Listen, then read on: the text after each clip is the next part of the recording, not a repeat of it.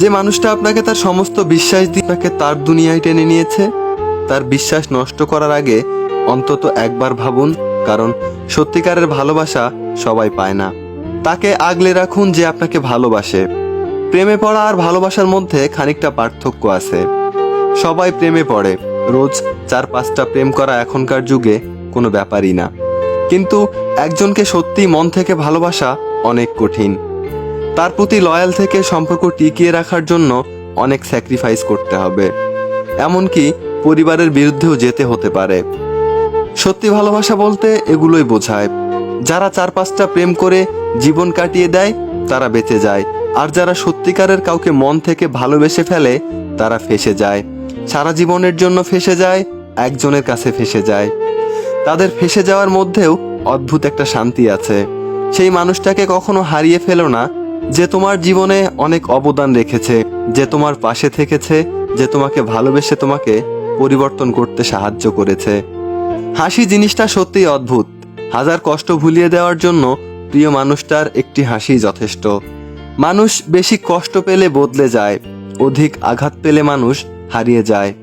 পাগলের মতো ভালোবাসা মানুষটাও একসময় হারিয়ে যেতে পারে, তোমার দেয়া অধিক আঘাতের জন্য, তোমার থেকে কষ্ট পাওয়ার জন্য।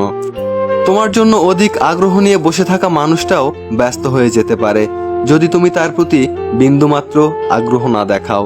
কারণ একদিন দুদিন কেউ তোমার জন্য পাগল থাকতে পারে, কিন্তু সব সময় তোমার জন্য পাগল থাকবে এমনটা ভুলেও ভেবো না। কাউকে ভুল বোঝার আগে সে কি পরিস্থিতিতে আছে সেটা বোঝার একবার চেষ্টা করো, এতে করে সম্পর্ক বেঁচে যেতে পারে। মানুষ হুট করে হারিয়ে যায় না, মানুষ হারিয়ে যায় ধীরে ধীরে।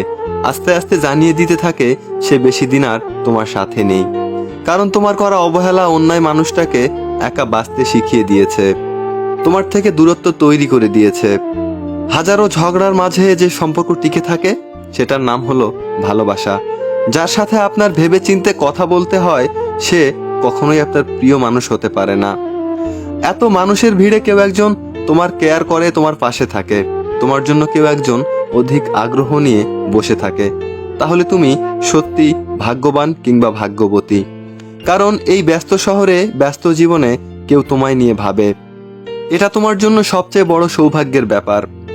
তাই তাকে মূল্য দিন আপনার প্রতি যার ভালোবাসা রয়েছে।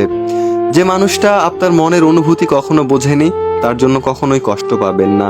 যে মানুষটা আপনার গুরুত্ব কখনো আঁচ করতে পারেনি তার কাছে কখনোই ভালো কিছু আশা করতে যাবেন না, কারণ আপনার ভালো মন্দ দিয়ে তার কিছুই যায় আসে না। আপনার কথাগুলো যার কাছে বিরক্তিকর বিষয় তার কাছে কখনোই মন খারাপের গল্প শেয়ার করতে যাবেন না, এতে করে আপনি হাসির পাত্র ছাড়া আর কিছুই হবেন না। যে মানুষটা আপনার সময়ের মূল্য কখনো বোঝেনি তার জন্য কখনোই অপেক্ষা করতে যাবেন না, কারণ আপনি তার কাছে একদমই গুরুত্বহীন।